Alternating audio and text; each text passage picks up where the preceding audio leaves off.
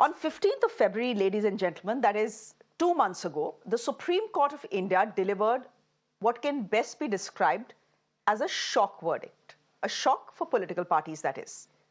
The Supreme Court scrapped the electoral bond scheme, calling it unconstitutional. They also said it violated a voter's fundamental right to know where political parties in India are getting their money from.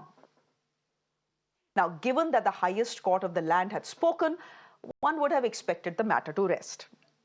But in election season, that was not to be. The Prime Minister, yesterday in an interview to ANI, reignited that debate, saying that everyone will regret the scrapping of the electoral bonds. He went on to say that the Supreme Court's decision will drive the country back to black money in elections. Today, Congress MP Rahul Gandhi lashed out at the Prime Minister. He has accused the Prime Minister of being the quote-unquote mastermind of the electoral bond scam. He's calling it a haftebazi scheme. And he's saying the Prime Minister is defending the biggest extortion scandal on the planet because his party, that's the BJP, has benefited the most from it. Listen in. मैं ये कभी नहीं कहता हूँ निर्णय में कोई कमी नहीं होती है। निर्णय तो चर्चा कर सीखते हैं, सुधारते हैं। इसमें भी सुधार के लिए बहुत संभावना है। लेकिन आज हम पूरी तरह काले धन की तरफ देश को धकेल दिया है और इसलिए मैं कहता हूँ सब लोग पछताएंगे। जब बाद में ईमानदारी से सोचेंगे सब लोग पछताएंगे। नरेंद्र मोदी का मास्टर स्कीम है जी। जी ये इनकी सोच है जी। पूरा आइडिया इनका था जी। ये कहते हैं कि जी पॉलिटिक्स में ट्रांसपेरेंसी लाने के लिए किया गया जी। तो अगर ये पॉलिटिक्स में ट्रांसपेरेंसी लाने के लिए किया गया जी तो इसमें नाम क्यों छुपे थे जी। जब सुप्रीम कोर्ट ने कहा जी कि डेटा रिलीज होना चाहिए जी तो इसको रिलीज होने से कौन रोक रहा था, क्यों रोक रहा था जी। ये प्राइम मिनिस्टर का विजन है जी। हिंदुस्तान का सबसे बड़ा हफ्तेबाजी का स्कीम है और ये प्रधानमंत्री ने कंसेप्चुलाइज किया है। Ladies and gentlemen, if the Prime Minister has defended the electoral bond scheme and called it a success story publicly, will the government try and get back the old scheme in a new bottle?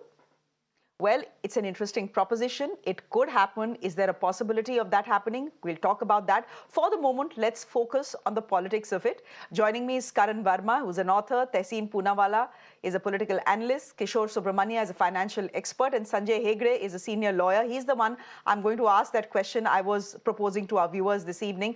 First things first, Karan Verma, can I ask you this? The Supreme Court of India very clearly, unequivocally, calls the electoral bond scheme unconstitutional. Was it right for the Prime Minister to defend it in the way that he has defended it? If the Supreme Court has already junked it, saying that it violated the right of the voter to know.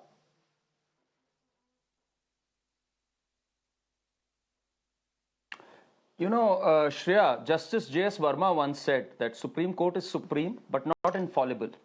And here, it's not even regarding a judgment, it's regarding what the Prime Minister thinks, which is in the executive domain. The Prime Minister thinks that this policy, the electoral bond policy, was much better than what we had previously. And data suggests that. The Supreme Court hasn't given us an alternative. It's just said that this is unconstitutional. Let's not forget, this came through as a recommendation of the Law Commission. And after that, what we saw in 2013-14, let me take you back then. 85% of the donations that used to come to the Congress party, for example, were from unknown sources.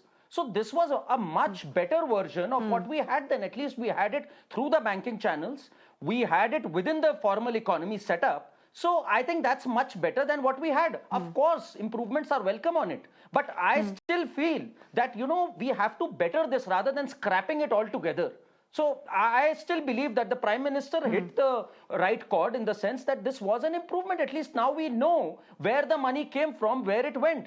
Minor additions can be made, such as capping up the corporate funding. I mean, earlier it was capped to 7.5%. Those suggestions are welcome. But you cannot completely scrap the system. What are you encouraging then? You are encouraging Hawala rerouting.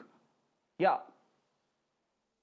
Yeah. No, Karan, you are saying that at least now we know, and the Prime Minister is also saying that at least now we know where the money came from. But now we know where the money came from. only because the Supreme Court didn't give the State Bank of India and the government a choice. It's because of the Supreme Court of India that we know where the money came from. Otherwise, we would have not known where the money came from and how much came and to whom it was given and when it was given.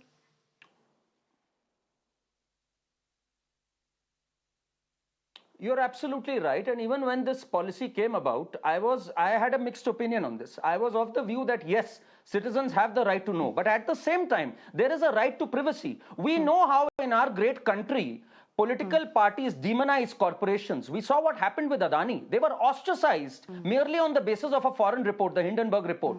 So, you know, in a politically volatile atmosphere as exists in our country, there's a very good chance that when such information is made public, those companies are ostracized. And that is precisely what's happening. Now, every company that ever donated something, every project that they've bagged is being looked through a prism of uncertainty, as if they never had the capability to bag those projects in the first place. So, this is something where we are evolving. You know, suggestions are welcome, but scrapping this altogether, I just don't buy that. I think it was a much bigger improvement than what we had over the last 5 decades under the Congress. Tehseen Poonawalla, I'll let you come in and respond to what Karan Verma is saying. Thank you, Shreya, so much for having me on the show. And at the onset, happy Shubh Ashtami and happy Ram Navami to you, your viewers, and everybody in advance. Karan and the Honorable Prime Minister's basic argument is very simple. They said, look, we've got a black money trail. Now, you have two very erudite other people here. Ask Sanjay Hegde or, you know, Shreya, you answer me. Let's assume I want to bribe Karan or Karan bribes me. So Karan gives me a bribe. I put that money in the bank and I make that money white. So is it not a bribe? Does criminality escape? What logic is the BJP talking? Just think about this. Then they say we have a money trail. So in crypto, you have a money trail and acts of terror happen. Look, they have no answers to what they're fundamentally talking about. Now, Karan says Hawala route does not happen, but the BJP took money from Hawala operators, from people who were doing money laundering. That is P. Sharat Chandra Reddy. This is the charge sheet. And the BJP took money on it. So the black money, on top of it, they took official money on it. Then they say, what about the extortion? People have to be shielded from charges of extortion. But it is the very people who were charged with extortion that the BJP took money from. So all of this comes out in public domain. And who had a vested interest in hiding it? The Bharatiya Janata Party. And now what is the defense? Oh, look, the money is all in white. So if the money is in white, does it not make it an act of crime? Say I'm a murderer and somebody pays me on an online route. So does the act of murder not happen because I've been paid by an online route which can now be tracked? What logic is the BJP talking? This is a criminality. Who had a vested interest in hiding this criminality? The BJP. Who resisted it in the courts? The BJP. Who was the one who was playing games in the Supreme Court? The SBI chairperson. Now answer one question.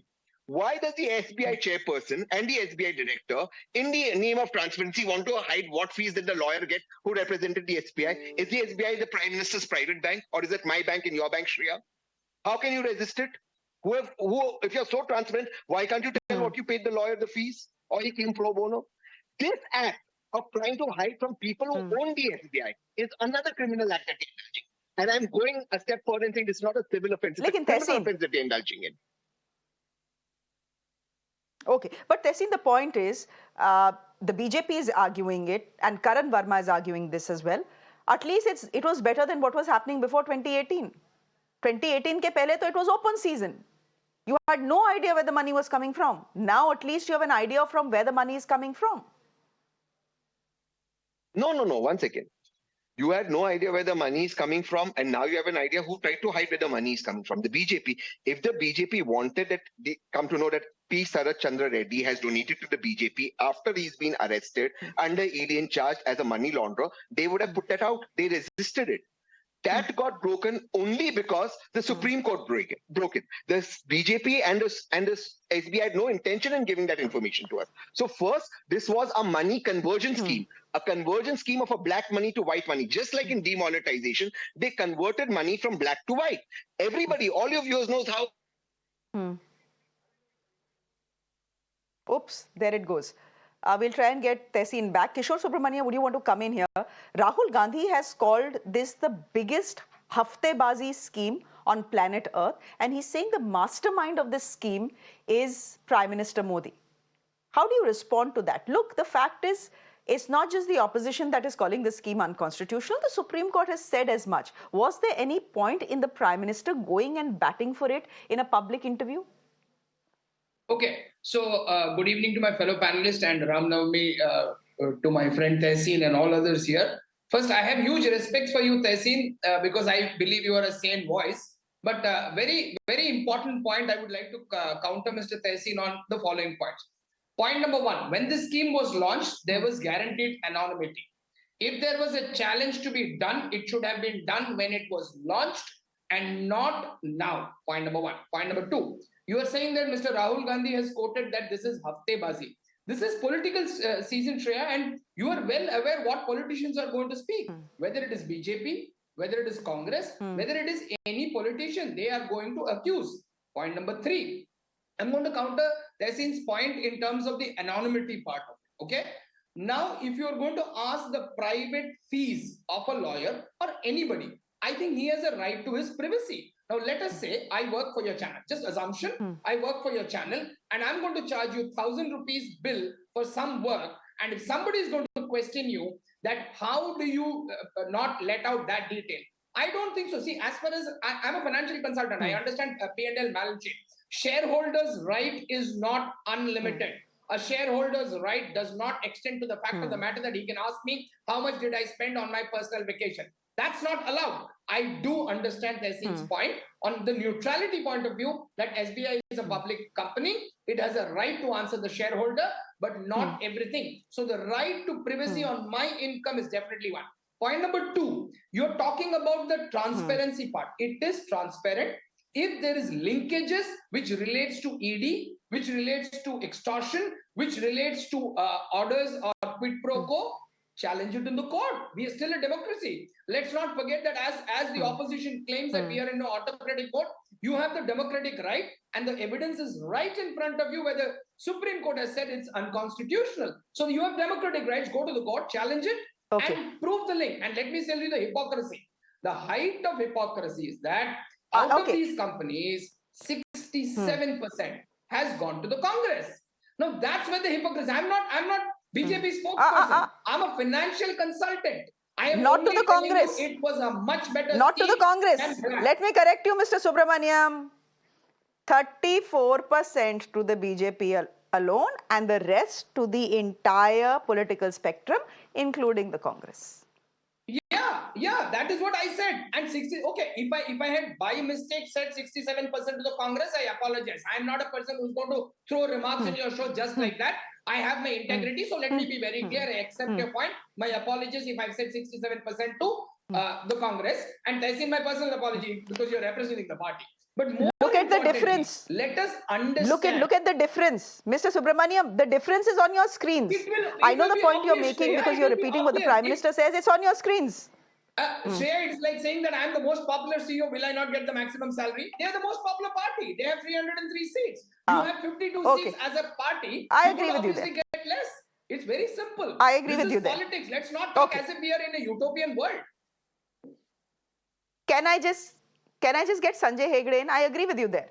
If they're a party with the majority and it's a brute majority, then obviously they are the ones who will get the maximum money under electoral bonds. Sanjay Hegde, my point to you is this, and this is a conversation I've been wanting to have with you. Point is, the Prime Minister, after what the Supreme Court has said, has gone out in public in an interview broadcast across India on every television channel and said that electoral bonds are actually a successful scheme. They are a success story, and that everyone will regret its scrapping. My point to you is, if the Prime Minister, the head of the executive, is saying that publicly, what is the chance of a scheme like the electoral bonds making a reappearance in India's political landscape post the elections? It's something that can happen, right? The government so far has not done anything about the Supreme Court's judgment. There has been no appeal either. But is that the next step? Do you see that happening? Well, it is entirely in the realm of possibility that any government which says that, look, the Supreme Court has found a constitutional flaw in our earlier scheme, we can come back with a better scheme which answers that constitutional flaw. you may remember that the Vodafone tax demand was struck down by the Supreme Court. Then the law was amended with retrospective effect to justify the taxation.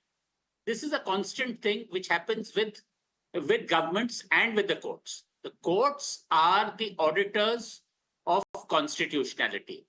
Basically, they see, do you have the power to do it? Do you infringe on anybody's fundamental rights? Or is it in any sense manifestly arbitrary? This scheme of electoral bonds has been struck down on various constitutional grounds. If the government comes up with some scheme which it may claim has taken care of all the court's objections, why not? And it may not necessarily be the BJP government. If any other combination comes in, maybe they can also come out with something.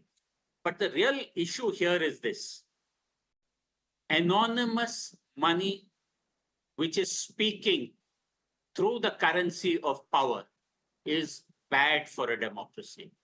In the US, you had a judgment called Citizens United, which said even the giving of money is a form of free speech, and corporations have the right to speak, to put their money where their mouth is.